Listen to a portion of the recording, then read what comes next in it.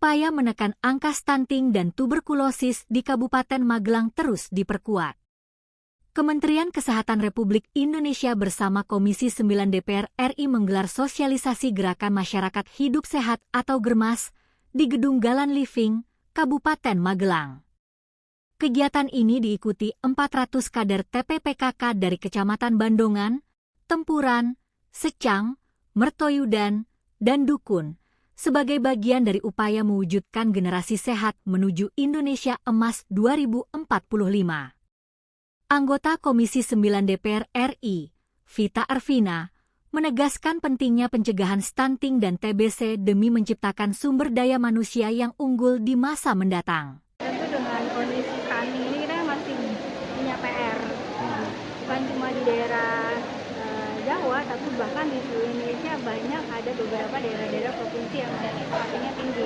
Jadi ini menjadi bahan buat kita untuk mengawasan program-program pemerintah agar lebih mengena ke masyarakat.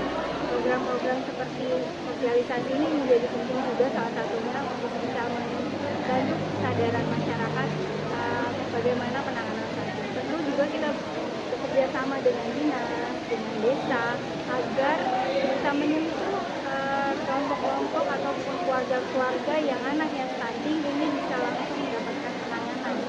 Program-program yang kita ini dari Kemenkes akan menyampaikan juga apa menjadi program-programnya. Saya berharap tentu ada program-program yang benar-benar langsung ditunjuk, bisa menyentuh ke masyarakat, bisa menyentuh kepada anak-anak stunting, sehingga bisa menurunkan tingkat stunting di daerah tersebut. Berdasarkan data EPPGBM, prevalensi stunting di Kabupaten Magelang pada tahun 2026 tercatat sebesar 14,58% atau mendekati target nasional sebesar 14%. Ketua TPPKK Kabupaten Magelang, Dian Ekawati Grengseng Pamuji, menyebut capaian tersebut tidak lepas dari peran aktif kader PKK hingga tingkat desa. Di Kabupaten Magelang itu sudah turun dari standar nasional ya, Bu, yang harusnya 15 kan standar capaian nasional itu di bawah 17%. Magelang sendiri sudah. Selain itu, Kementerian Kesehatan terus melakukan pendampingan dan pemantauan terhadap program prioritas kesehatan di daerah.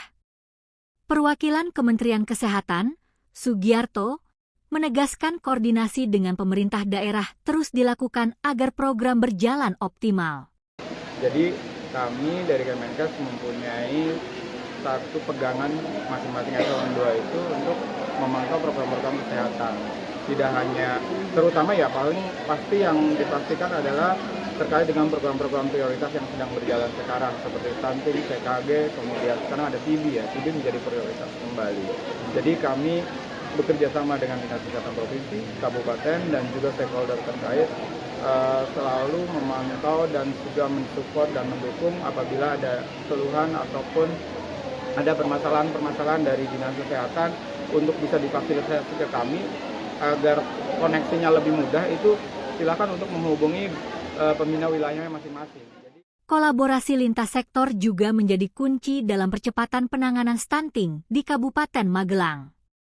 Kepala Dinas Kesehatan Kabupaten Magelang, Dr. Lais Pramudianti, menyebut sebagian besar faktor penyebab stunting berada di luar sektor kesehatan sehingga membutuhkan kerjasama berbagai pihak.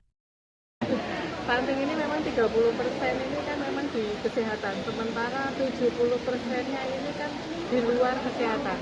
Sehingga salah satu strategi kami harus berkolaborasi dari semua segmen, termasuk hari ini kami terima kasih banyak dikasih waktu untuk berkolaborasi dengan Bu Ervita dari BPR, dengan Kemenkes, dengan kader, dengan PKK, dan bahkan kami pun harus berkoordinasi, berkolaborasi dengan OPD-OPD lain yang terkait untuk bersama-sama kita, walaupun stunting di Kabupaten Magelang ini sudah signifikan, tapi sasaran kami adalah harapannya tidak ada stunting di Kabupaten Magelang.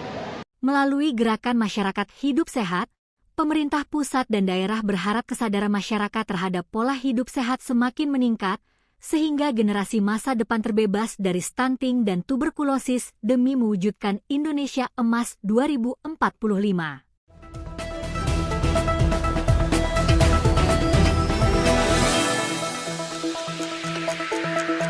Indonesia.